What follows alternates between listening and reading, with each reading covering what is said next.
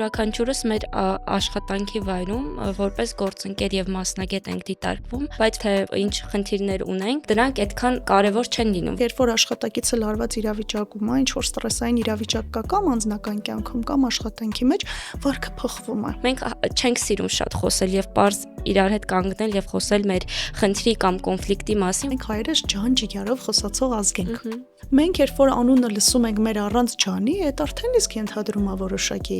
կոնտեքստ, ինչ որ բան է նշանակում։ Մարդը չի կարող ամբողջությամբ գործի վայրում լինել եւ տանը մոռանալ ամեն ինչ եւ հակառակը։ Աշխատանքը ընտանիքը, մենք ոչ թե մի թիմ ենք, ընտանիք ենք։ Այստեղ ես որպես հոգեբան մի բան կասեմ, որը շատերին հնարավոր է զարմացնի, չէ։ Ընտանիքը ուրիշ մի բան է։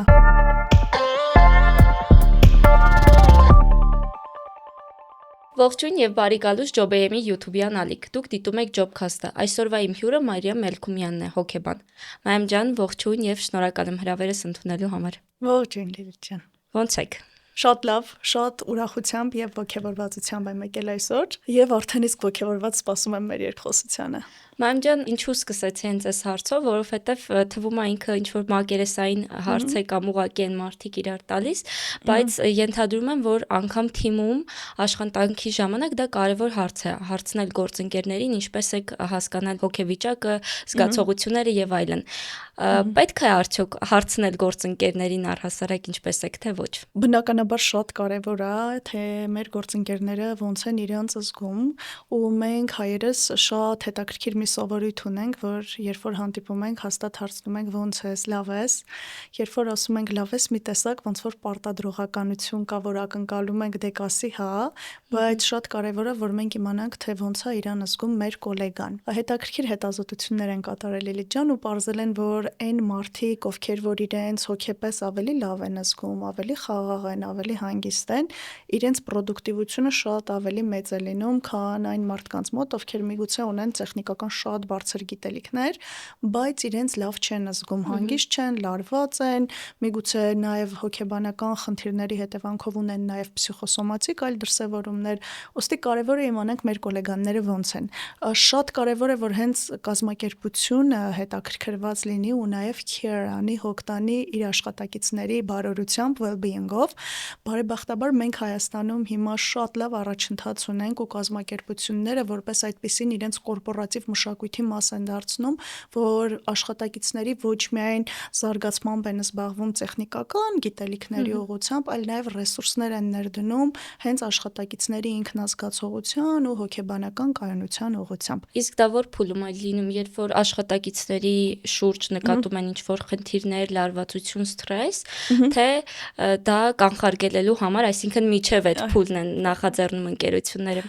Երկու հիմնականում մոդելներ կան, այն կազմակերպությունները, որոնք ունեն տրեյնինգային արդեն իսկ ստեղծված մշակույթ եւ աշխատակիցների զարգացմամբ են զբաղվում, ի սկզբանե որպես այդպիսին կարիքների վերհանում են անում տարվա սկզբում եւ աշխատակիցների համար առանձնացնում են, օրինակ, որոշ աշխատակիցներ ստրես մենեջմենտի տրեյնինգի են մասնակցում, որոշ աշխատակիցներ կոմունիկացիոն հմտություններն են զարգացնում, հնարավոր է change management, leadership, շատ տարբեր ուղղություններով,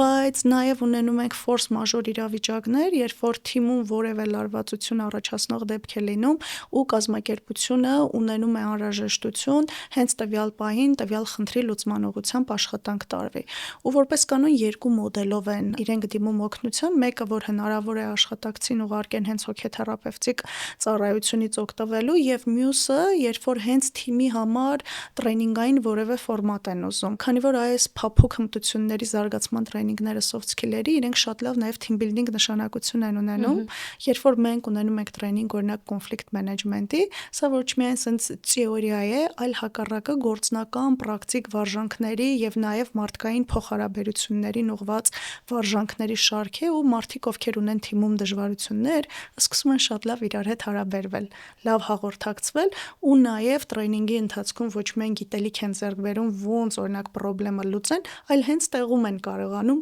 խնդրեմ լուծեն։ Շատ կարևոր է որ կազմակերպությունը նկատի որ կա դժվարություն, որտեղ որովհետև մշակույթը շատ վատանում եւ հարաբերությունները վատանում է, երբ որ թիմում կա լարվածություն ու շատ հաճախ կազմակերպությունները միջև աշխատակիցների գործից դուրս գալը հնարավոր է ուշադրություն չդարձնի։ Սա հատկապես վերաբերվում է փոքր կազմակերպություններին, որոնք այդքան էլ չեն դիտարկում անհրաժեշտություն, թե ինչի պետք է աշխատակցի վրա ռեսուրսներ դնեն, ու օրինակ ուղարկեն ոչ միայն անգլերեն սովորի ու Excel, այլ ուղարկեն օրինակ էմոցիոնալ ինտելեկտը զարգացնի կամ իր էմոցիաները կառավարելու տեխնիկաներ սովորի, բայց բարեբախտաբար այն կազմակերպությունները, ովքեր դրական արդյունք ունենում են, իսկ իմ փորձից ելնելով որպես կանոն մեր համագործակցությունները լինում է պարբերական ու շարունակվող, արդեն ըստ անհրաժեշտության տարվա համար կա կոնկրետ պլանավորում, որ օրինակ ունենք 1000 աշխատանքից 500 թե 4000 ու կարիքների վերհանում են անում ու արդեն խմբավորված այս աշխատակիցները, այո, շատ լավ մշակույթ է սա ու իրականում նաև ոգևորող ու աշխատակիցների համար մի տեսակ self-care-ի տարբերակ է լինում, որտեղ կազմակերպությունը չի կարող եւ պետք էլ չի բոլոր դժվարությունների դեպքում թերապևտիկ կամ կոնսուլտացիոն աշխատանքի ուղղորդի, այլ կազմակերպությունը նաև այս խմբային մոդելով է առաջնորդվում, որ հենց խմբերում ուսուցման process է գնում, բայց սրանք շատ լավ նաև self-care խմբեր են, soft skill-երի տրեյնինգային խմբերը։ Գիտեք, ինչ հետաքրքիր բան կա, մենք յուրաքանչյուրս մեր աշխատանքի վայրում որպես գործընկեր եւ մասնագետ ենք դիտարկվում, բայց որպես մարդ թե բեքգրաունդում ինչեր կա, ինչ խնդիրներ ունենք, դրանք այդքան կարևոր չեն լինում, որովհետեւ դու եկել ես աշխատելու, բայց երբ որ դու քեզ էմոցիոնալ վատ ես զգում, թեկուզ անձնական կյանքում կատարվածը ցանկանալով կամ չցանկանալով ավտոմատ բերվում է աշխատանքային դաշտ ու դա կարող է լինել նաև ոչ գիտակցաբար, այսինքն մարդը այնպես չի, որ հատուկ ուզում է լինել կոնֆլիկտային, տխուր, ոչ պրոդուկտիվ եւ այլն, բայց այդպես է ստացվում։ Այստեղ երևի թե դուք ավելի ճիշտ կասեք, բայց գուցե կարևոր է, որ մասնագետին միջև մասնագետ դիտարկելը նաև որպես մարդ կառույց իրեն դիտարկել ու հասկանալ այնտեղ ինչ խնդիրներ կան, գուցե այդպես պետք է առաջնորդվի ընկերությունը։ Շատ հետաքրքիր բան եք այս բանը դուք բարձրաձայնում, որովհետև հաճախ լինում է, որ աշխատակիցների համար տրեյնինգներ կազմակերպելիս ունենում ենք հստակ սահման, որ միայն աշխատանքային քեյսերի շուրջ է լինելու քննարկումը, եթե մենք ունենք ռեսուրսների սահմանափակում եւ կարճ ժամանակահատված, այո, որպես այդպեսին շրջանակը մենակ աշխատանքային թրիգերներն են, որոնք բերել են այդ հոգեվիճակին, բայց ես միշտ կազմակերպություններին, HR-ներին, ղեկավարը անձանց տեղեկացնում եմ, որ որպես կանոն խնդիրների մեծամասնությունը գալիս է անձնական կյանքից եւ աշխատանքային միջավայրում ձեր ու մեր գործընկերը արձագանքում է այդպես, որտեղ ինքը տենց է սովոր։ Ինքը ունի որպես այդպեսին ռեֆլեքսիվ կապեր ու վարքի որոշակի նորմա, որ այդպես է արձագանքում ու մենք ուզենք թե չուզենք դրա ձևավորմանը պետք է անդրադարձ անենք։ Ու որպես կանոն այդ վարքը, որ ինքը տենց է արձագանքում, միշտ չի որ աշխատանքային միջավայրում է ձևավորվել, հակառակը դպրոց, համալսարան, ընտանիք, երկարաժամկետ պրոյեկտների ընթացքում մենք անդրադարձ անում ենք, որտեղ լավ բան դուք ասացիք, որ անձը կարևոր է։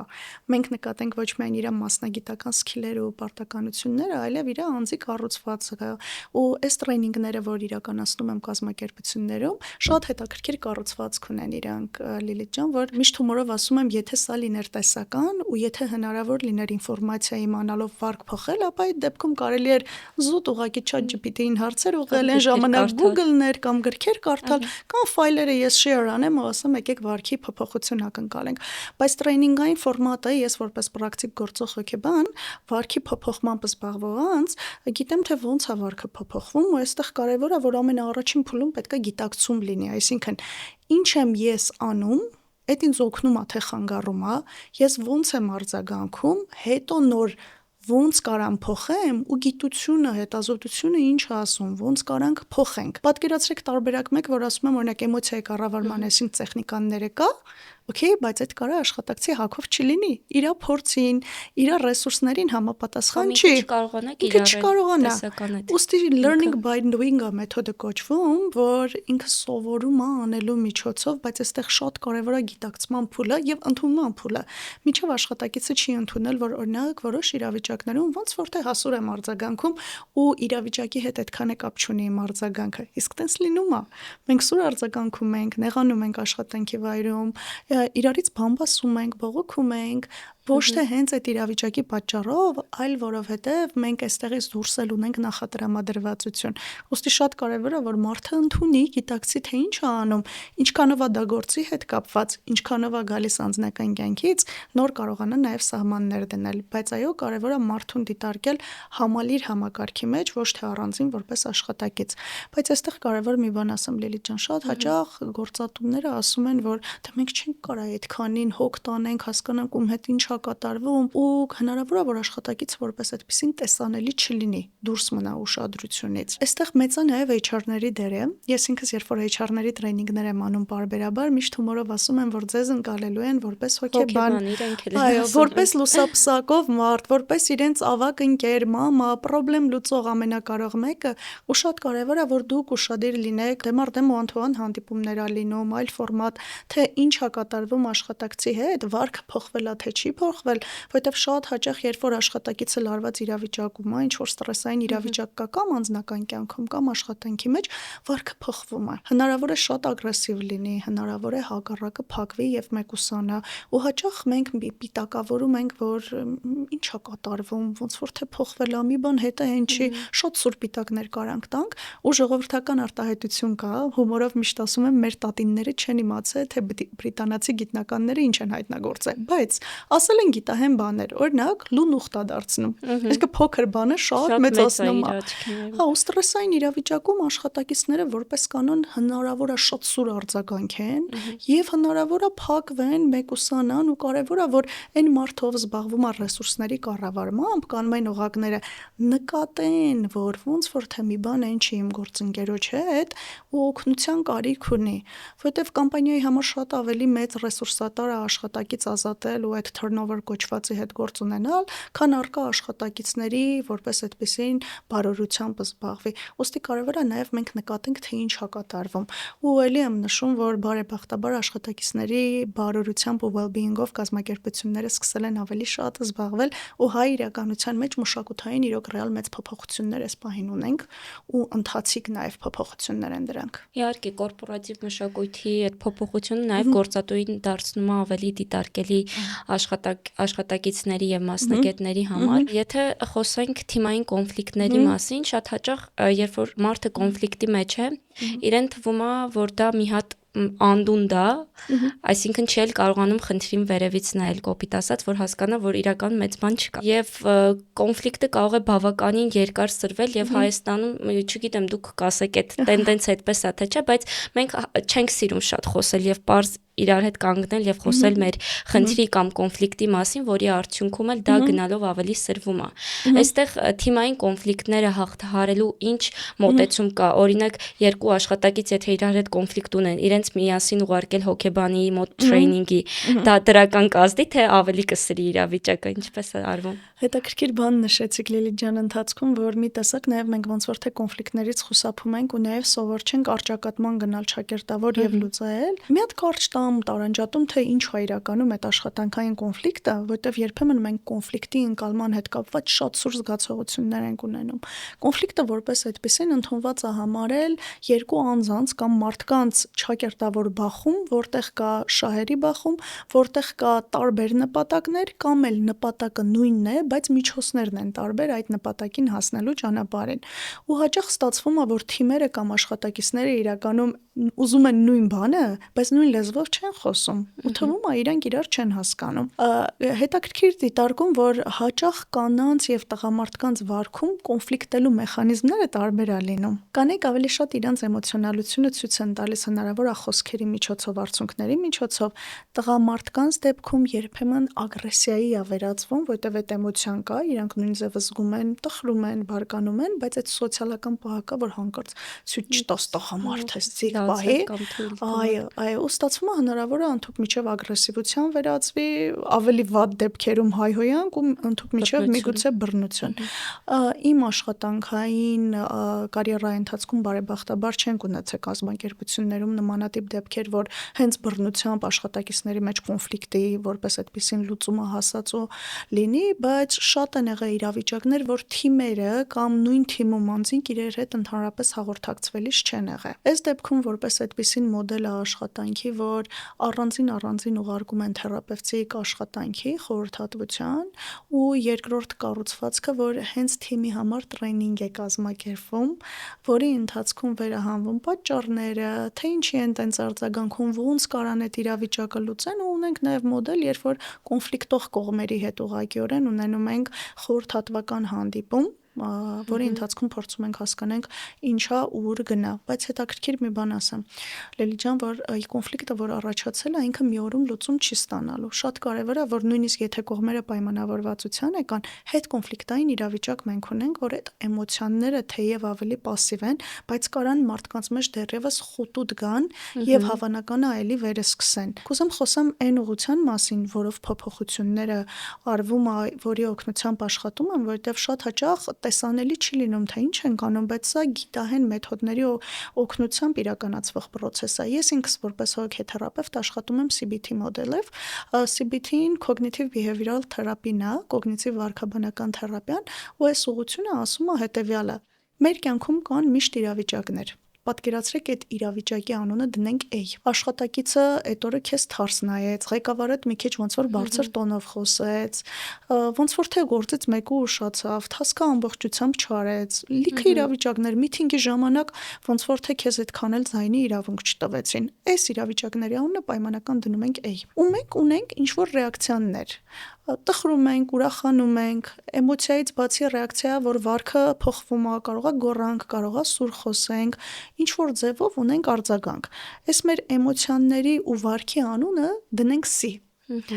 Եվ հաճախ աշխատակիցների հետ եմ քննարկում, ինչ եք կարծում, իրավիճակն է պատասխանատու եւ մեղավոր, որ այս պահին սենց եք զգում ու սենց եք վարվում։ Պարզվում է A-ի եւ C-ի միջև իրավիճակի ու աշխատակցի ունեցած արձագանքի միջև կա B, որի անունը միտք, վերաբերմունք, ընկալում։ Այսինքն, եթե իմ միտքը իմ ընկալումը ինձ ասում է, այսօր իմ մենեջերը ինձ ոնց որ թե թարս նայեց, ըհը, հետս չունի, չի ուզում, կամ մի բան է ինչի։ Բնականաբար ես ինձ վատ եմ զգալու։ Ես տխուր եմ լինելու, ագրեսիվ եմ լինելու, շատ զանազան վարքի ձևեր եմ ունենալու։ Եթե իմ միտքը ինձ ասում է, որ ձայնի իրավունք չտվեցին, որովհետև ես այդքան չկամ,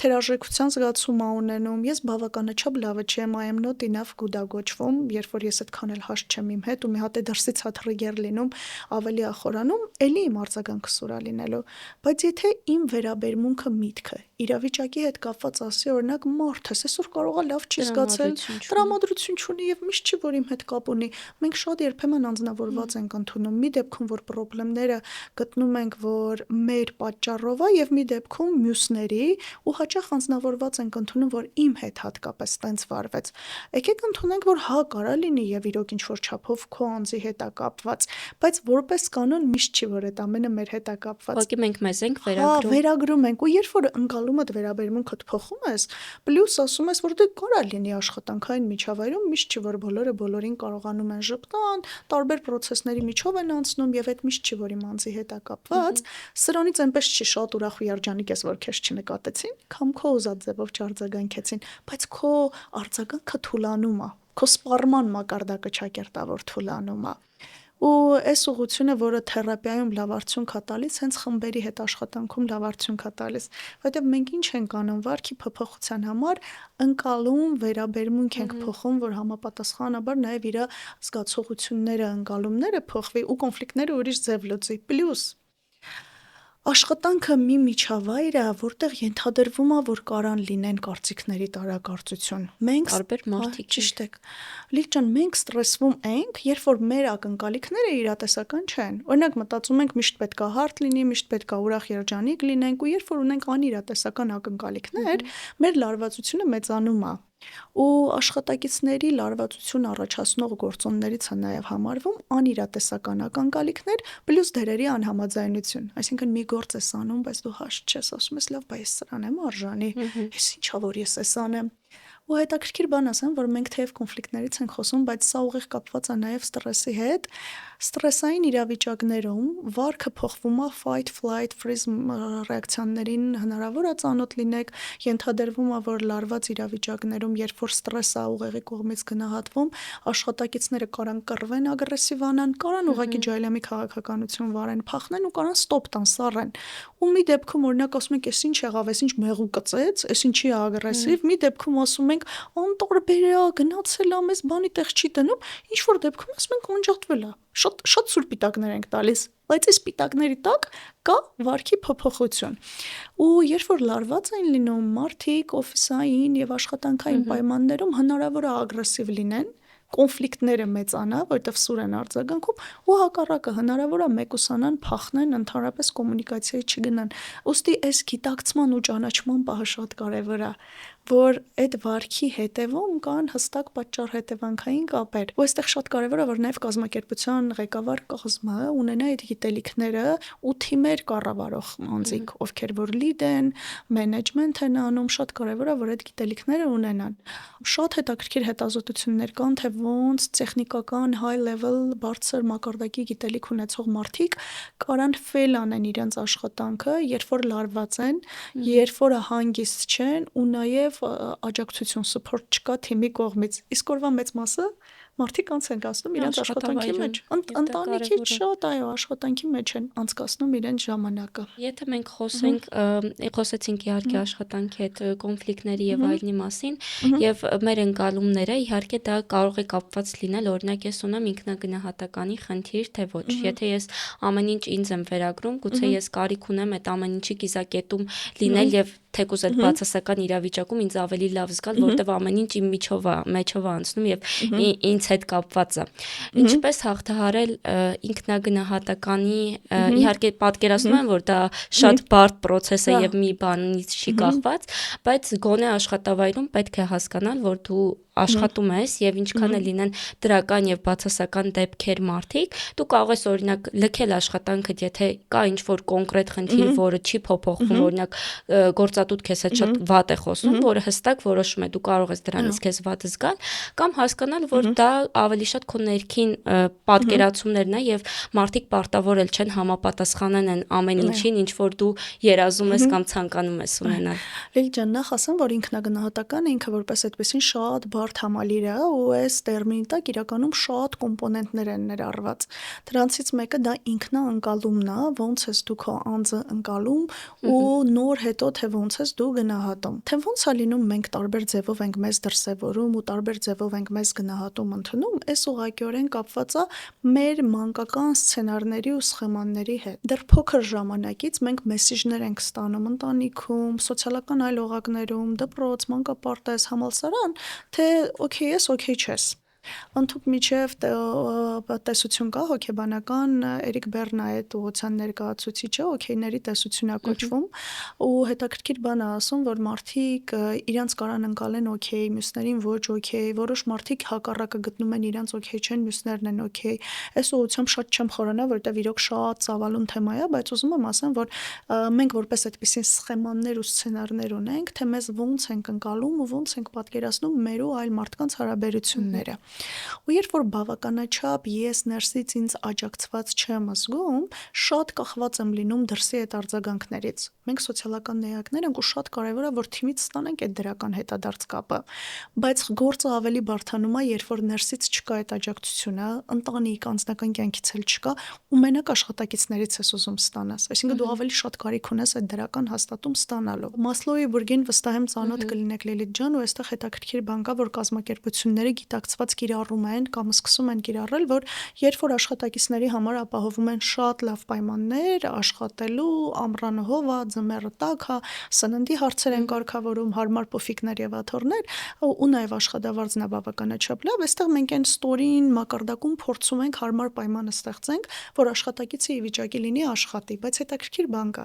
Կարա բոլոր այդ նյութական պայմանները լինի, բայց եթե այն միջին շերտի հոգեբանական պահանջմունքները բավարարված չի, իսկ այստեղ մտնում է թե ինչքանով ես ընդունված, սիրված, գնահատված, աշխատակիցները հակված են իրենց աշխատանքը շուտ փոխելու կամ հակված են աշխատանքը վատ իրականացնելու։ Ու հաճախ, երբ որ HR-ները ծնունդ կնունք հիշում են, team building-ներ են կազմակերպում,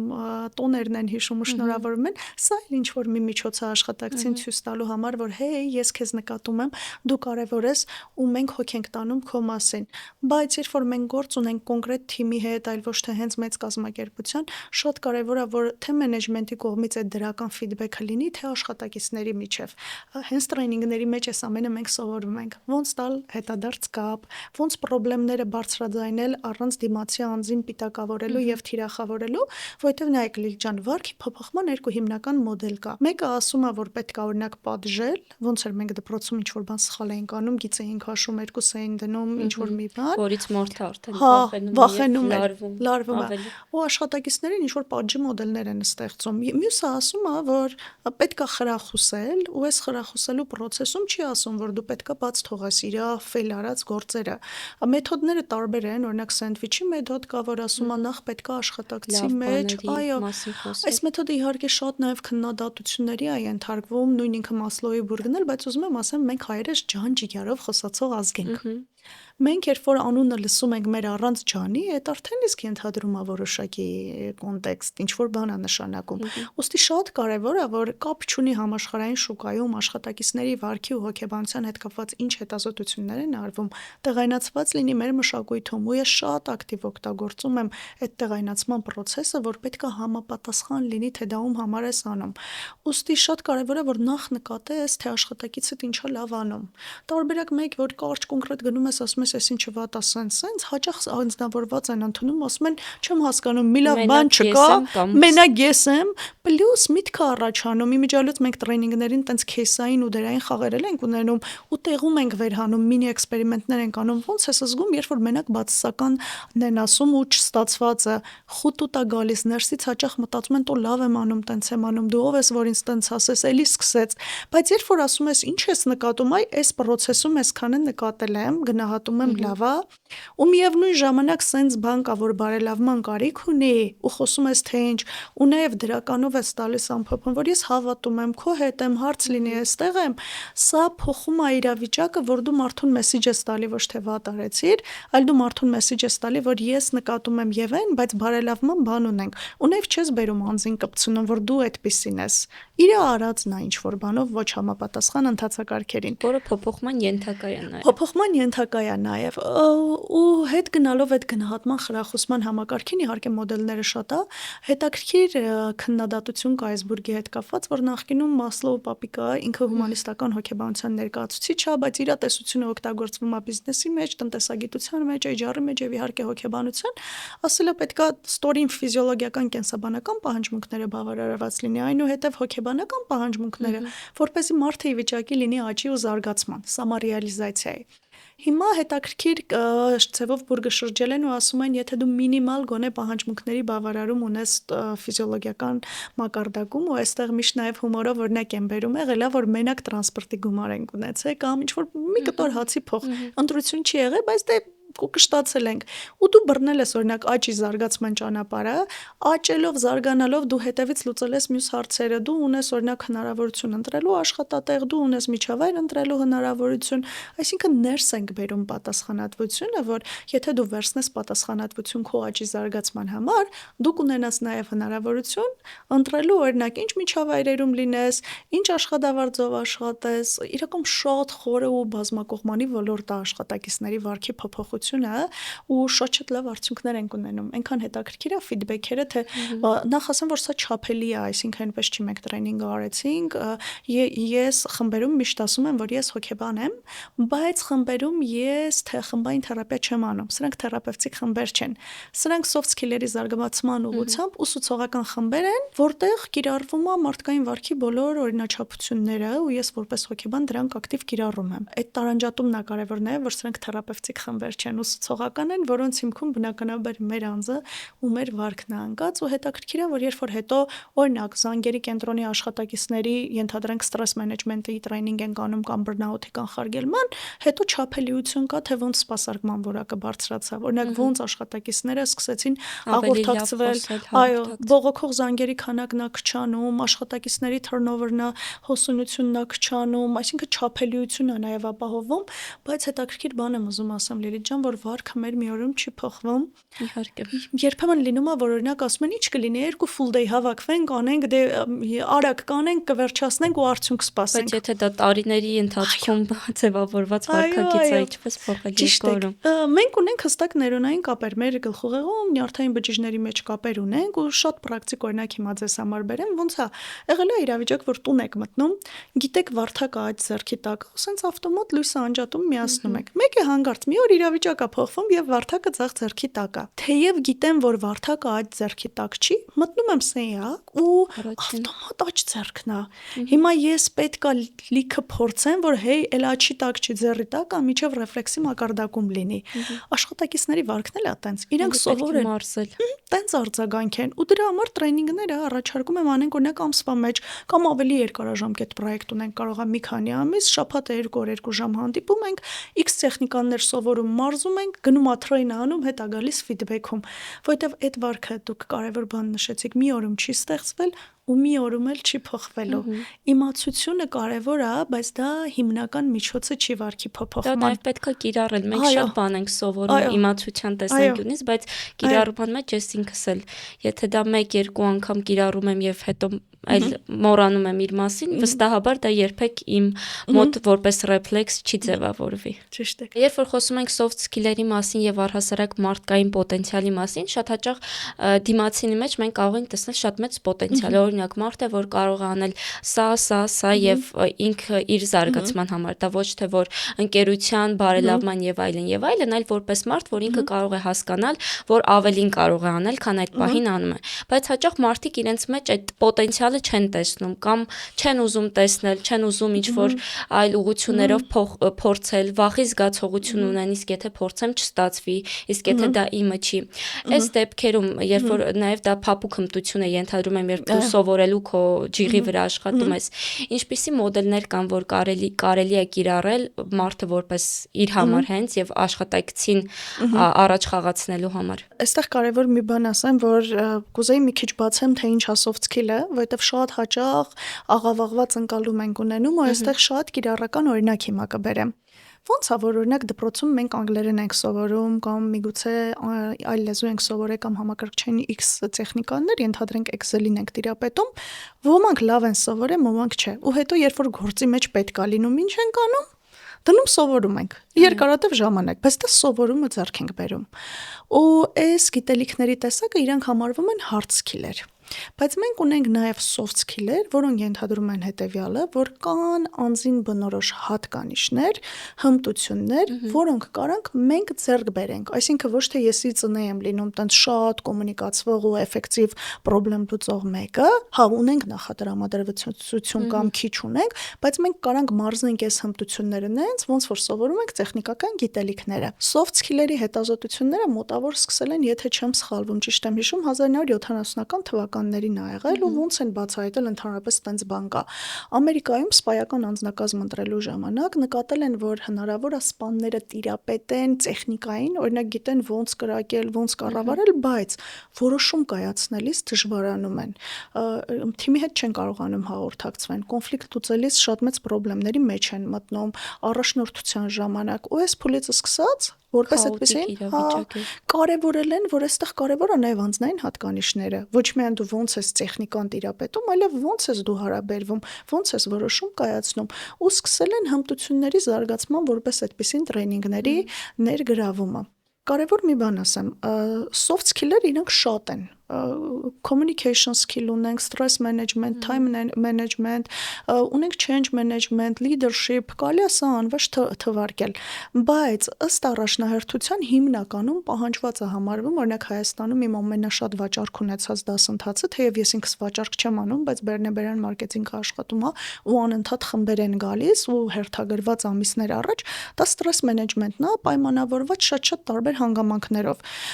Այնուհետև կարևոր է communication skill-ը, conflict management-ը, բոլորն են կարևոր, բայց պարզվում է, երբ որ լարված ես լինում, մյուս բոլոր skill-երը սկսում են տուժել։ Հիմա, այդ ոնց է լինում, որ որոշների մոտ կա, որոշների մոտ չկա։ Այստեղ ուրիշ կարևոր բան գիտությունից հղում անեմ, որ մենք ունենք նյարդային համակարգ։ Այս նյարդային համակարգը պայմանավորում է մեր արձագանքը արտաքին աշխարհին։ Երբ որ ինչ-որ բան է լինում, մեկը արագ է արձագանքում, մեկը ուշ է արձագանքում, մեկը արձագանքում է ստոպ ունի, այն մեկը ստոպ չունի։ Շատերին հայտնի է խառնվածքի տիպերը, շատ տենց պրոպագանդված էր, որ ասում էին խոլերիկ, սանգվինիկ, մելանխոլիկ, ֆլեգմատիկ, այս խառնվածքի տիպերը իրենք նյարդային համակարգի տիպերի վրա են հիմնված, այսինքն երբ որ ինչ-որ բան եղավ աշխատանքային միջավայրում, դու միանգամից բորբոքվում ես, թե հակառակը կարող է ավելի հանգիստ ու դանդաղ մտնես ու կարողանաս նաև էմոցիաներդ կառավարես, ստոպ տաս։ Միշտ ասում եմ ու այս պահին եմ ուզում ասեմ, որ հո կրակը չընկանք, որ մեր ծնողներից ժառանգել ենք X նյարդային համակարգ։ Նյարդային համակարգը կա, բայց մենք ամբողջ կյանքի ընթացքում ձևավորում, ձեռք ենք բերում ու փոխում ենք մեր բնավորության գծերը ու կարելի է նոր հմտություն սովորելով ինչ որ մի բան բարեր փոխել կամ բարելավել։ Ու ստացվում է ինչ որ մարդիկ, ու եթե օրինակ դուք ձեզ փորձեք հիշեք դեռահաս ժամանակ կամ փոքր ժամանակ, հնարավոր է հիշեք իրավիճակներ, երբ որ դուք մի ձև եք եղել, կամ օրինակ ամաչում եք ճակերտավոր հաղորդակցվելիս, կամ հակառակը շատ ակտիվ եք, հետո տարիների ընթացքում հետ եք նայում, ասում եք ես հիմա այսպեսին եմ դարձել։ Իհարկե կարա լինի դա դրական փոփոխություն ու հակառակը բացասական, այսինքն կարող է շատ էլ լավ հաղորդակցվում էր, բայց այնքան էին կոմենտում, մեկնաբանում ու պիտակավորում հերիքա հանգիստ տեղի տիտի կարատեղդ, հիմա իրան պետք է կոմունիկացվել, բայց ինքը չի կարողանում։ Ու ստացվում է, որ ամեն մեկը աշխատակիցների մի լեվելի վրա է գտնվում ու կարևոր է իր այդ լեվելը բացահայտի, թե ինչ ունի, ինչ բեքգրաունդ ունի, այդ կետից սկսած սկսի բարելավել։ Ու ստացվում է, ոնց որ լեզու մի օրում չես սովորի, որովհետև մեկը շատ բազա ունի, մեկը X լեվելի վրա է, մեկը այլ, նույն ձևել էս մեր soft skill-երը մենք տարբեր լեվելների վրա են գտնվում, բայց կարևոր է, որ ամեն մեկը իր այդ մակարդակից քայլ առաջ է անում։ Եվ հետ վերադառնալով ձեր հարցին, թե ոնց է լինում, որ աշխատակցի մեջ տեսնում ենք ռեսուրս հմտություն, բայց ոնց որ թե ինքը այդքան էլ վստահ չի ու իր մեջ այդ չի տեսնում, ասեմ, որ հա, կարա լինի, որ անձը չի գնահատում իր պոտենցիալը եւ մի տեսակ անընդհատ կարիք ունի դրսից վալիդացիա ստանալու, հաստատում ստանալու, որ ես հավատում եմ, դու կարաս, հնարավոր է դժվարություն լինի նախաձեռնողականության, այսինքն իրոք մարդը ունի հնարավորություններ, իրոք շատ լավ կոմունիկացվում է, շատ լավ problem solving skill-եր ունի, բայց չի կարողանում որևէ բան նախաձեռնել ու նաև օրինակ առաջնորդել։ Ու այստեղ շատ կարևոր է, որ ամենաառաջինը ընդունենք, որ սա կարելի է ձևափոխել, այսինքն այնպես չի, որ սա ֆիքս մի բան է ու ճկուն չի, բայց սկսում է փոփոխությունը, երբ որ ես ընդունում եմ դա ինձ խանգարում է։ Եթե անձը չընդունի, որ ոնց որ թե խանգարում է, ինքը ապրելու է հարմարված։ Լիճնեք հարմարավետության ու ճակերտավոր այդ կոմֆորտ զոնայից դուրս գալը շատ մեծ ռեսուրս է պահանջում։ Նախ ասեմ, որ կոմֆորտ զոնա ստեղծելը նաև դժվար է, միշտ չի որ տենց հանգիստ են այդ կոմֆորտ զոնայա գործի տեղը։ Կոմֆորտ զոնա, բայց դեռ հարց է, մենք կոմֆորտ զոնայում ենք, թե կոմֆորտ զոնայից լրիվ դուրս։ Լրիվ դուրս, բայց երբ որ մենք ինչ-որ փոփոխություն ենք ուզում մտցնենք, թեկուզ այդ ավելի կայուն վիճակը ստեղծելու համար, ունենք իրավիճակ հետևյալ ձև։ Անորոշությունը ինքը լարվածություն առաջացնող է։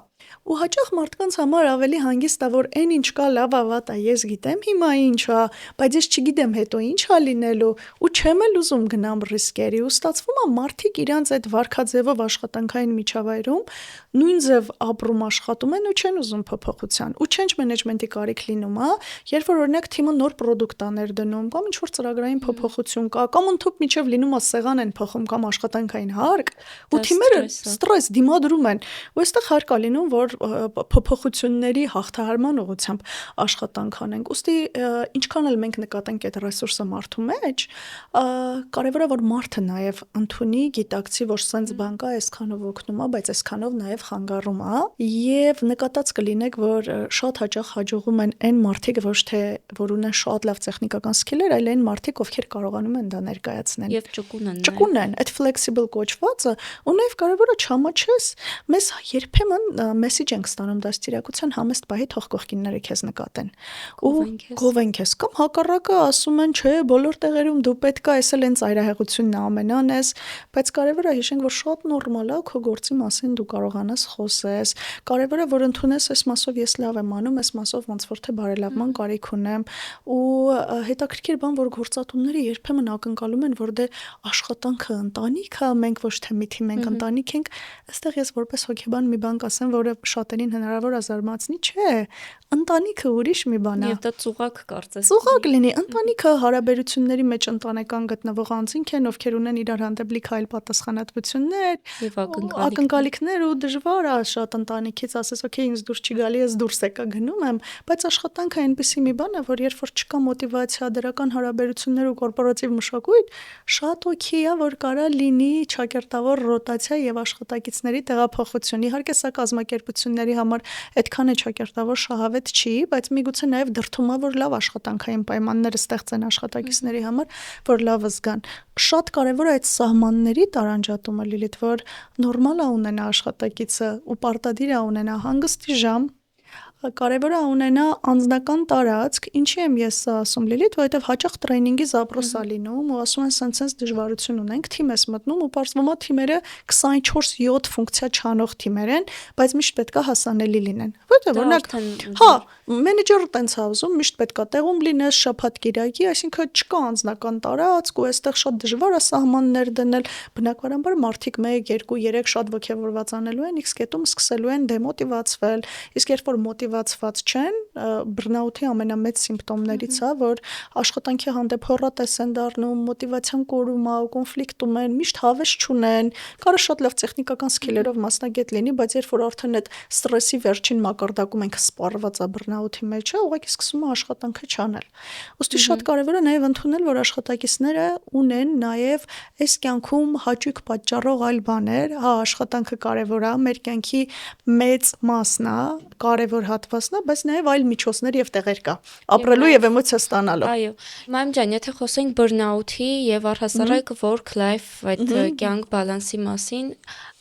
շատ հաճախ խառնվում եւ խճճվում է այդ ամեն ինչը ու դժվար է լինում եւ տարանջատելը եւ միասին էլ է դժվար եւ տարանջատածել, այսինքն մարդը չի կարող ամբողջությամբ գործի վայրում լինել եւ տանը մոռանալ ամեն ինչ եւ հակառակը, իհարկե գուցե դա ջանքեր է պահանջում, բայց չգիտեմ նաև դա լավ է թե վատ է։ Ինչպես կարողանալ խուսափել այդ բռնաութից։ Life work balance կոչվածի հետ կապված շատ հետաքրքիր ու հակասական ինֆորմացիա ու մոտեցումներ կան, բայց ուզում եմ ասեմ, որ աշխատանքը եւս մեր կյանքն է։ Մենք ունենք կյանք, որի մեջ կա ընտանիք, ընկերներ, ժամանց, ընդհանուր միջև գնահատման հետաքրքիր մոդել ունենք կյանքի բալանսի շրջանակա կոչվում, երբ որ աշխատակիցների հետ գնահատում ենք անում, թե այս պահին կյանքի տարբեր ոլորտներում ինչ բավարարվածություն ունեն ու վեր ենք անում, որ ոլորտում է այդ խնդիրը, աշխատանքի մեջ է, ժամանցի մեջ է, առողջության մեջ է, աշխատանքը եւս կյանք է։ Բայց ինչպես կյանքի տարբեր ոլորտներում կարևոր է այդ որպես այդպիսին բալանսի պահելը, որ չլինի ես ամբողջ օրը օրինակ քնեմ ու չուտեմ ու չի լինի ամբողջ օրը մենակ մի բան անեմ, շատ կարևոր է, որ հնարավորություն ունենանք նաև այլ բաներ անելու։ Հա, աշխատանքը որպես այդպիսին առաջնային գործունեություն է չափահաս տարիքում համարվում։ Երեխաների համար առաջնային գործունեությունը խաղ օրինակ դպրոցական ու համալսարանական տարիներին սովորելն է, ուսումն է, հետո արդեն աշխատանքն է լինում։ Բայց կարևոր է նաև ունենալ հաճույքի այլ աղբյուրներ ու միջոցներ։ Դուք նկատել եք երբևէ, որ մարդիկ հնարավոր է արձակուրդ գնան ու ասեն, ես չհանգստացա, նենց տագնապ եմ զգում, նենց անսովոր է, որ ես ոչինչ չանեմ։ Այսինքն միշտ սովորեն, որ անդադ ինչ որ բան պետք է անեն, ու երբ որ իրանց միտքը զբաղված է, մի տեսակ իրանց այն ներսի տագնապն ու անհանգստությունը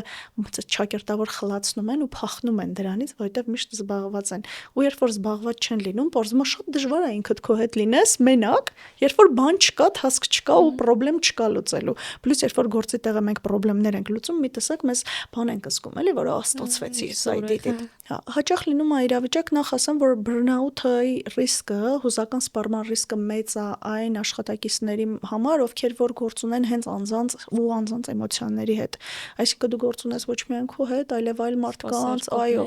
սպասարկում, մեջարներ, բժիշկներ, ընդհանրապես այն մարդիկ, ովքեր հատկապես շատ են մարդկանց հետ հաղորդակցվում ու այլ մարդկանց էմոցիաների հետ գործ ունեն, այն սուզական սպառման բըրնաութի ռիսկը մեծ է։ Ինքը որպես այդպիսին քրոնիկ ստրես է համարվում ու համարվում է, որ աշխատակիցը հայտնվել է մի իրավիճակում, որ կարա գնա արձակուրդ հետ գա, հնարավոր է քնի, հանգստանա, բայց իր հոգեվիճակը չփոխվի։ Ու շատ հաճախ, երբ որ մենք ստրեսի մեջ ենք, հորմոններ է արտադրվում, կորտիզոլին, ադրենալին, այս հորմոնների ազդեցության տակ մեր իմունիտետը որպես այդպիսին ճակերտավոր տուժում է, վնասվում է ու ավելի բաց խոցելի ենք լինում հիվանդությունների հանդեպ։ Ու կլինի իրավիճակ, որ հնարավոր է աշխատակիցները ասեն, անընդհատ ինձ վատ եմ զգում, ուր ասես գնացել եմ, ստուգվել եմ, բան չեն գտնում, բայց դե միշտ վատ եմ, հիվանդանում եմ, հա, որովհետև եթե դու անդադ լարված ես, միշտ գործի տեղը տագնապած ես, այդ նշանակում է, որ ֆիզիոլոգիական մակարդակում արդեն կա հորմոնալ փոփոխություն ու ասենց փոխադարձ արձագանք է գնում հոգեբանականից ֆիզիոլոգիական ու հակառակը, ու շատ կարևոր է, որ այս փուլերում կազմակերպությունները նկատեն իրենց աշխատակիցների հետ ինչ է կատարվում ու նաև աջակցություն ցույց տան։ Երբ որ պարբերաբար երկար ստրեսի մեջ են գտնվում, 4 ոլորտ տուժում է։ Ես ուզում եմ հիմա կիրառական բաներ ասեմ, թե ոնց հասկանաք, որ ձեր գոլեգան, դուք կամ ձեր աշխատակիցները ոնց որ թե այդքան էլ լավ հոգեկան առողջության վիճակում չեք գտնվում, լարվածություն կա։ Իսկ ուզում եմ ասեմ, որ mental health-ի հետ կապված դժվարություն ունենալը չի նշանակում հոգեկան առողջության խնդիր ունենալ։ Սա չի նշանակում առողջ չես, այսինքն մենք չենք խոսում հոգեբուժական խնդիրների մասին։ Մենք խոսում ենք որպես այդպիսի որակի մասին, կյանքի որակի մասին, թե ինչքանով ես բավարարված։ Նախ ասեմ, որ երբ որ այդ պարբերական լարված իրավիճակը աշխատանքային միջավայրում, առաջինը մենք ունենում ենք էմոցիոնալ փոփոխություն։ Միշտ լինում ենք անհանգիստ, տխուր, շատ ծայրահեղ էմոցիաներ կա, բարկացած ենք, չենք կարողանում հաճույք ստանանք։ Կարող է ես սիրում էի X բանը ուտեմ, X վայրը գնամ, բայց ես չեմ կարողանում ռելաքս լինեմ։ Գնում գալիս եմ, չկա էմոցիա։ Ու ասեմ չի լինի այնպես, որ բռնաութի մեջ է, մարդը գնա տանը իրան շատ լավ զգա։ Ու հակառակը, եթե տանը ինչ որ խնդիրներ ունի, գա աշխատանքի վայր, հա մի քիչ կծրվի, բայց ինքը հոգեպես էլի վատ կզգա։ Ու շատ ավելի գործը բարդ է լինում, երբ որ արդեն սենց ծայրահեղ վիճակի է հասել։ Առաջին ցուցիչ կարևոր աշխատակցիդ, գործընկերոջ կամ քո էմոցիաները փոխված են, ծայրահեղ են, նորմայում մեր նյարդային համակարգը ձգվում ու թուլանում է, ճակերտավոր մենք նորմայում համ ուրախանում ենք, համ տխրում ենք, նորմալ է խնդիրների ժամանակ տխրելը, դա շատ մարդկային է, անհանգստանալը, ու նորմալ է նաև ռելաքս լինել, ուրախանալը։ Բռնաութի ժամանակ արդեն միշտ ծայրահեղ էմոցիաներ կա, այդ ռելաքսի հանգստի վիճակը չկա։ Մյուս կարևոր ցուցիչը եղել է Լիլիթ ջան, որ կարող է շատ լարված լինեք ու նկատեք, որ փասը մոռացել եք համակարգչի։ Շատ ինչ որ կենցաղային առօրյա մի բան, որ դու գործի մեջ արագ մեկից մեկ արել ես, մեկ էլ հանկարծ չկա, չես հիշում։ Ինտելեկտուալ կարողությունները ճակերտավոր սկսում են դժվարանալ։ Այսինքն կարող է մարդը այնքան սառած լինի ճակերտավոր, որ չկարողանա անի գործողություններ, որոնք ժամանակին շատ արագ ավտոմատացված անում էր։ Ու հակառակը կարա էմոցիոնալ առումով վատ զգա, բայց ինտելեկտուալ առումով մոբիլիզացնի ուժերը արագանի, հետո հյուծվի, սպառվի։ Այս էլ մի ցուցիչ։ Այսինքն տեսնում ես մարդը միշտ արել է գործը, ինքը գիտեր ես կամ դու գիտեիր ես, բայց հիմա դու չես կարողանում։ Մյուս կարևոր սիմպտոմների խումբը, որ խոսում է ստրեսի մասին, հետևյալն է, դա վարքի փոփոխությունն է։ Վարքի փոփոխություն ենթադրում է սկսում են շատ խմել, հնարավոր է լացում են, գոռում են, քնկոտություն է առաջանում կամ հակառակը անքնություն է առաջանում, արտաքինից տեսանելի փոփոխություններ է լինում։ Ու եթե դու չգիտես, որ այդ փոփոխությունը կարա խոսա ստրեսի մասին, դու կարող ես մտածես մարդը փչացել է, մի բան հետը ինչի։ Ուրիշ պիտակներ տաս, ճակերտավոր փչացելի նկատի ունեմ, որովհետև շատ հաճախ ասում են, ինչ է հետը կատարվում, հավես չունի, մոտիվացված չի, փոխարենը նկատելու առաջվանը չի։ Անհայտ այնց եւ 4-րդ ամենակարևորը լարված իրավիճակում մենք ունենում ենք ֆիզիոլոգիական փոփոխություններ ու սա դրսևորվում է հետեւյալ ձև հորմոնների ազդեցության տակ հնարավոր է սրտխփոց ունենա հնարավոր է ճնշման տատանում ունենա շնչակտրություն ունենա կամ հևում է իրեն ֆիզիկապես վատ ազգում հաճախ տուժում է աղեստամոքսային տրակտը եւ ստամոքսի ցավ եւ այլ խնդիրներ ու ինչ իրավիճակ է լինում ասում են շուշուտ եմ հիվանդանում որպես կանոն ասում են գնացի բժշկի ստուգվեցի իսկ շատ կարեւոր է նմանատիպ գանգատների դեպքում անպայման բացառենք ֆիզիոլոգիական խնդիրների առկայությունը շատ կարեւոր է որ ստուգումը անցնի անձը ու հաճախ լինում է ասում է դե բժիշկը ստուգեց ասեց բան չկա այտենց հին տերմին կա որը հիմա գիտական գրականությունից դուրս է եկել նևրոզ կոչվածը ասում է դե ասեցին մոտդ նևրոզ է երևի ու գիտեք ինչ հետաքրքիր ներկայումս ICD-ին հիվանդությունների դասակարգման որպես այդպիսին մենուալն է ու ունենք իրավիճակ որ պարբերաբար դրանք թարմանում են ունենք DSM ոնց որ տարբեր դասակարգիչներ կա որտեղ հոգեկան առողջության հետ կապված խնդիրները նաև դասակարգված են հիմա մենք չունենք նևրոզ արտահայտություն բայց ժողովրդի մոտ մնացել է այդ նյարդային չկա ու ժողովրդի մոտ մնացել է այդ արտահայտությունը բայց այստեղ խոսում ենք իրավիճակի մասին որ կարա ստրեսով հարուցված տարբեր զգացողություններ ու վիճակներ լինի ու այստեղ շատ կարևոր է հոգեթերապևտիկ աշխատանքի իրականացումը հիմա հիշում եմ իրավիճակ կազմակերպություններից մեկում տրեյնինգ էինք անում ու երբ որ հասանք այս սիմպտոմների խմբին որ կարա օրինակ ստամոքսի ցավ աղեստամոքսային տրակտի հետ կապված դժվարություններ թիմերի ղեկավար կազմեր ու հետաքրքիր էր մի մասնակից ասեց աման ես հիմա եմ հասկանում ինչի օների հետ հանդիպումից առաջ ամեն անգամ իմ սիրտը նենց է խառնում մինչև ես չփսխեմ չեմ կարողանում գնամ հանդիպման ասում ստուգման եմ գնացել ինչ ասես արել են բան չեն գտե բայց ես այնքան լարված եմ լինում որովհետև report են ներկայացնում հաշվետվություն հնարավոր է աշխատանքից զրկվի իսկ երբ որ շատ ավելի բարձր է սելերին ու ավելի շատ պատասխանատվություն այդ աշխատանքից դուրս գալ եմ ավելի շատ աջակերտավոր երբեմն ցավոտ ու դժվար լինում այլ գործ գտնելը ու այս գիտակցումը կարևոր է որ ես իրականում լարված եմ շատ իմ օրգանիզմը սենց է արձագանքում բայց ուզում եմ ասեմ պետք չի մի անգամից ախտորոշել եթե սիմպտոմները ձեզ մոտ գտակ, ուղղակի պետք է ուշադիր լինել, պլյուս հասկանալ, որ հնարավոր է մեկի մոտ մի ձև դրսևորվի, ուրիշի մոտ ուրիշ ձև, բայց մեր օրգանիզմը ու մեր անձը մենք համակարգ ենք ու ամեն ինչ իրար հետ կապված է։ Ու շատ կարևոր է, որ սենց համալիր տայենք։ Ու վերջում ես կուզեմ մի քանի կետ ասեմ, թե ինչ խանենք, որ տեսնում ենք աշխատակիցները մեր ոնց որ թե այդքան է լավ չեն զգում։ Հա, ամենակարևորը մենք գործ ունենք մարդկային հարաբերությունների հետ ու շատ կարևոր է մարդկային պարզ վերաբերմունքը, հոգ տանելը, խնամքը, որ գործընկերոջդ ասես, որ ես էստեղ եմ, եթե օգնության կարիք ունենաս, ես այսինչ բանով կարամ օգնեմ։ Այսինքն մարդուն ոչ թե քննադատել, պիտակավորել ու նաև որպես այդպեսին իզոլացնել, այլ ցույց տալ, որ ես էստեղ եմ ու եթե ինչ-որ բան լինի, ես պատրաստ եմ օգնեմ։ Իմիջիալոց խորհուրդը կոնֆլիկտածին է, եթե ի պաշտոնե դու ցուցված ես այդ սուպերվիզիան անելու եւ ուղղորդելու եւ սովորացնելու համար։ Շատ հաճախ մենք սկսում ենք խորհուրդներ տալ ու դիմացինի մոտ բացասական էմոցիա է առաջանում, որ ոնց որ թե դու գերակայություն ես իմ հանդեպ ստեղծում։ Հա, դու թույլ ես, հա։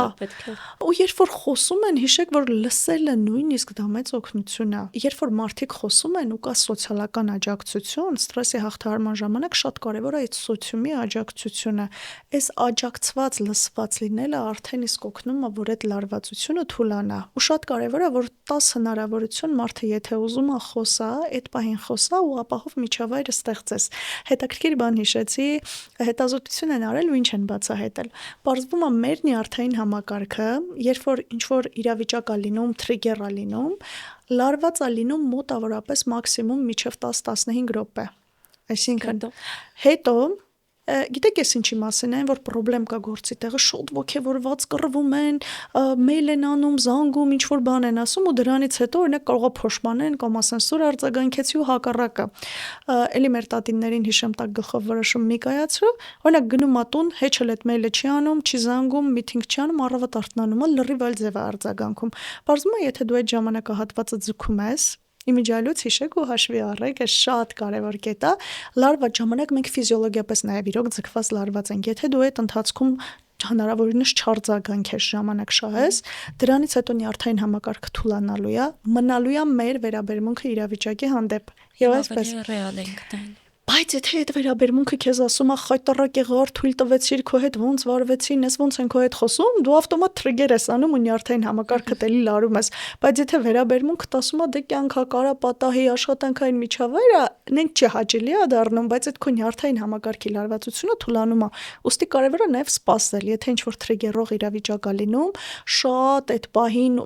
միջամտություն ու պատասխան չի արձագանքում, հնարավորինս ժամանակ շահեք ու սպասեք։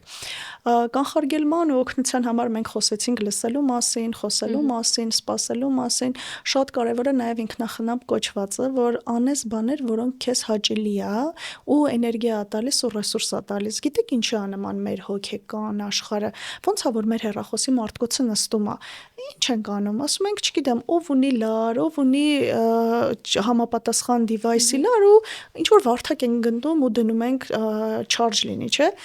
Իպարզվում է, եթե հեռախոսի դեպքում մենք նկատում ենք, օրինակ կարմիր լույսը վառեց, մեր դեպքում մենք այդ չենք նկատում։ Միջև վերջ հույծվում ենք, հետո շատ վատանում ենք, ընդհանուր միջև խնդիրներ ենք ունենում ֆիզիոլոգիական մակարդակում, պլյուս խնդիր կա, մենք չգիտենք մեզ ինչ լար ու վարդակ է պետք։ Այսինքն ոնց լուծեմ, հա։ Ու ստացվում է, որ եթե կա սոցիալական աջակցություն, հանգստի ժամանակահատված, դադարներ, բայց անձը չի վերականգնվում, այստեղ շատ կարևոր է հոգեթերապիայի որպես այդպեսին դիմելը, որովհետև հա, եթե անձը ինքնուրույն ի վիճակի չի, շատ նորմալ է դիմել հոգեթերապիայի, ունենալ կամ կարճատև այցեր, կամ միգուցե ավելի երկարատև ու լուծել կոնկրետ խնդիր, որովհետև հիմա հոգեթերապիան ինքը գիտահեն մեթոդներով աշխատող ուղղություն է եւ հնարավոր է վարքի փոփոխության հասնել, երբ որ անձը ինքնուրույն չի կարողանում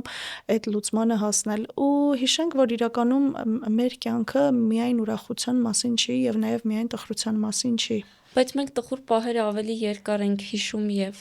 ապրում, քան ուրախ պահերը, որ կարող ենք գնահատել եւ ավելի երկար այդ էմոցիաները։ Հետաքրքիր բան ասացիք, իրականում եթե մեր նախամարդում նայենք ճակերտավոր, դա կենսական կարևոր է եղել, որ նկատի առաջին հերթին խնդրեմը, որովհետեւ եթե չնկատեր իր վրա հարձակվող կենթանուն, ուղղակիորեն գոյություն չէր ունենա։ Ոնց որ թե մի տեսակ դա նաեւ մեխանիզմ է մեր մոտ ձևավորել, որ ես խնդրեմը նկատեմ ու զգուշանամ, բայց շատ կարևոր է, որ նաեւ նկատես թե ինչ կա քո կյանքում ու գիտակցված, այստեղ mindfulness կոչվածն է, որ դու գիտակցված ուշադրություն դարձնես ու նկատես, թե ես ինչ ունեմ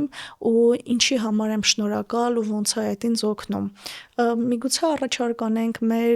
դիտողներին, որ հա, կարելի է ֆիքսեք բաներ, որոնք ձեր կյանքում կան, դրանց համար շնորհակալ եք կամ ինքներդ ձեզ կամ աշխարհին ու ֆիքսեք, որ խնդիրների կողքին նաև ունեմ էս ռեսուրս դիտարկես թե քեզ, թե նաև այլ ռեսուրսները։ Հա, իսկապես շատ լավ բան եք ասում, այմ ջան, որովհետև մեկ երբ որ մենք ինչ-որ ճանապարհ ենք հասնում եւ ինչ-որ կետի, երբ որ հասնում ես այդ կետին, կարող է ոչ մի էմոցիա էլ չունենաս, չնայած որ դա երկար սպասված ինչ-որ բան է քեզ համար, ու իրոք մեկ անհրաժեշտ է լինում հետ գնալ եւ մի հատ վերհիշել են ճանապարհը, որտեղով որ անցել ես, ես այդ միշտ համեմատում եմ սար բարձրանալու հետ, ու առաջին անգամ երբ որ ես փորձեցի սար բարձրանալ, առաջին հայացքից ինքը անհաղթահարելի էր թվում, ինձ թվում էր ես ինչպես կարող եմ բարձրանալ ու միշտ մտածում էի կարող էլ չշարունակեմ, հետո երբ որ բարձրացա իջա հետ նայեցի, զարմացա թե ես ոնց եմ այս սարը բարձրացել, բայց եթե հետ չնայեի կարողա չֆիքսել, որ դա մի բարձունք էր, որ ես կարողացա ի վերջո հաղթահարեմ։ Այդ հատվածն էլ է իսկապես երևի կարևոր։ Լիլիթ, շատ լավ օրինակ էս պահին դուք բերեցիք, շատ ու նմանատիպ օրինակ մետաֆորիկ ես էլ եմ տրեյնինգների ընթացքում ու թերապիայի ընթացքում էլ վերում ու երբ որ մենք հետ ենք նայում, կարևոր է տեսնենք ոչ միայն խնդիրները ու փորձենք կանխարգելենք հետագա խնդիրները, տեսնենք նաև մեր ռեսուրսները ու ուժեղ կողմերը ու նաև ինչ որտեղ շնորհակալ լինենք ինքներս մեզ, որ էս ինչը արել եմ, ապրեմ ես։ Մի տեսակ այնքան կարևոր է, որ ես ներսիս նկատեմ, հա, մեկ էլ այդ պերֆեկցիոնիզմի ձգտումը իհարկե կամպանիաների համար երբեմն շատ օգտակար է, բայց ուզում եմ ասեմ, որ մենք մեզ նաև ինչ որտեղ ճակերտավոր պետք է խնայենք, որովհետև երբեմն փորձում ենք իդեալական էսը լինել ու շատ դժվար ենք տանում ֆեյլերը, իսկ ֆեյլեր լինում է ու արդյունքում շատ ցավոտ է մեզ ներսից լինում, շատ քամում ու հյուծում է, պլյուս մեդիան մի տեսակ մեզ սնուցում է, որ պետք է ամեն ինչ անել, հասցնել, համեմատվում ենք, այդ համեմատությունները ի վնաս մեզ է լինում ու սա էլ է իր հետևից ստրես առաջացնում, երբեմն կարևոր է նաև դադարներ տալը եւ ուղղակի զգալը ու գնահատելը, որ ես կամ շնչում եմ, այս ինչը արել եմ, գոհ շնորհակալ եմ, բայց միևնույն ժամանակ կան այս խնդիրները, որ լուծման կարիք ունեն։ Որը եթե այսօր չի լուծվել, կարող ես վաղը լուծել Այո։ եւ ոչ թե այսօրն էլ ֆեյլ անել, վաղն էլ հետը։ Շատ ճիշտ եք, մի հատ կարևոր բան ասեմ, որ հաճախ կարևոր է թե ես ոնց եմ ինտերպրետացիա անում ու եթե թույլ կտակ մի հատ կարճ առակ պատմեմ, որ պատկերավոր լինի, թե ոնց կարանք մեր կյանքի ու խնդիրներին որպես այդպեսին այլ մոտեցում դրսևորենք։ Մի թագավոր է լինում, այս թագավորը սիրում է միշտ որսի գնալ ու որսի ժամանակ իր ընկերոջը իր հետ տանում է մտերիմ, ընկերն էլ մի սովորույթ է ունենում ու սովորույթի համաձայն միշտ սիրում է ասել, ինչ լինում է այդ բարին։ Օրերից մի օր որսի ժամանակ թագավորը վնասվում է իր այդ ընկերոջ կողմից, ով այս սովորույթը ուներ, ու թագավորը ակնկալում է, որ ընկերը պետք է ներողություն խնդրի։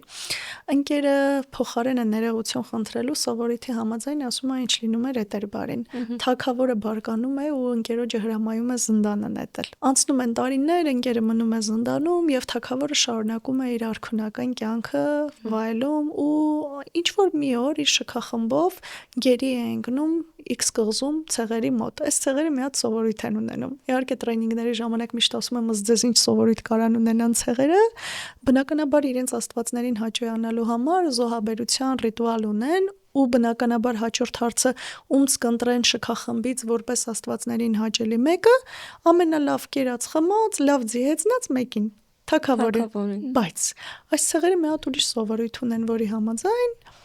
զոհը պետք է լինի ամբողջական։ Ու երբ նկարում են թագավորի ձեռքի վնասվածքը, զոհասեղանից իջացնում են, շքախմբից ընտրում են այլ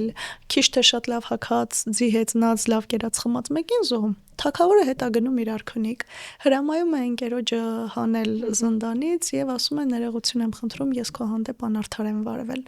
Ընկերը սովորույթի համաձայն ասում է այդ բարին։ Թագավորը բարկանում է ասելով տարիներ շարունակ քեզ զնդանում եմ պահել։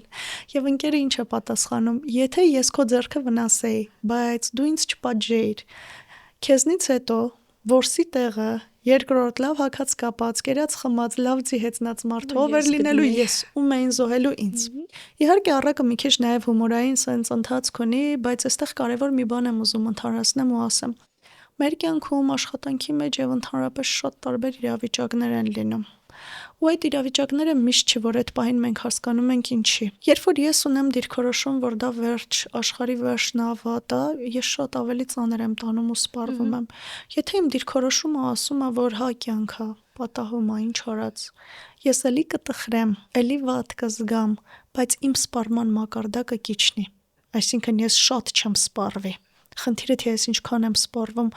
ուզում եմ ասեմ, որ կարևոր է նաև պատասխանատվության գոտիների տարանջատում անել, որ եթե աշխատանքի մեջ կա մի բան, որ ինձ խանգարում է, մենք նույնիսկ տենց վարժանքներ ենք անում, թե որն է իմ պատասխանատվության տակ, որը չէ, կարևոր է հասկանաս ինչն է քո պատասխանատվության տակ, որ այս պահին դու լարվածություն ես զգում։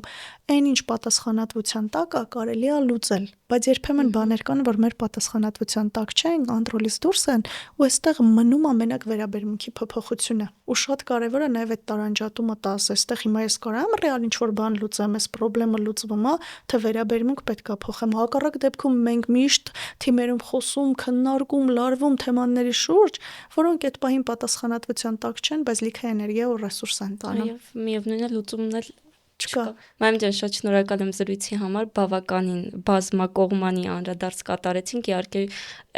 երկար դեռ կարելի է խոսել, բայց այսօր եզրափակվենք այսքանով։ Շնորհակալ եմ ձեզ Լիլիթ ջան, հրավերի ու հետաքրքիր զրույցի համար։ Շնորհակալ եմ։ Դե ինչ, դուք դիտում եք Jobcast-ը։ Եթե ունեք հարցեր, կարող եք գրել մեկնաբանությունների դաշտում։ Հաջորդ անգամ կանադառնանք դրանց եւս։